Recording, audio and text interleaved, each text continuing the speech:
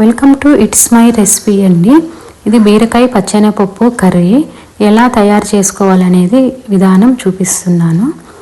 Oil అండి, oil అనేది నేను ఒక 3 గంటల ఆయిల్ అనేది పోసుకున్నాను. దీంట్లోకి కొంచెం ఆవాలు, పట్టా మొగ్గ, 3 పచ్చిమిరపకాయలు, ఆనియన్స్, మీడియం సైజు ఆనియన్స్ ఈ విధంగా కోసుకొని వేసుకోవాలి. ఇవి బాగా వేయించుకోవాలండి. ఎక్కువ కలర్ ఏం రావలేదండి, లైట్ గోల్డ్ కలర్కి వస్తే సరిపోతుంది. చూడండి, ఈ కలర్కి వస్తే సరిపోతుంది. ఇప్పుడు దీంట్లోకి మనం అల్లం తెల్లగడ్డ పేస్ట్ 1.5 స్పూన్ అనేది వేసుకోవాలి. దీంట్లోకి కొంచెం పసుపు,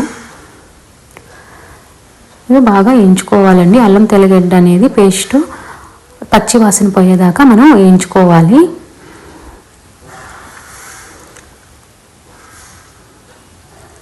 ఈ విధంగా వేయించుకుంటే సరిపోతుంది. నాకు అల్లం తెల్లగడ్డ పేస్ట్ అనేది బాగా వేగిపోయింది.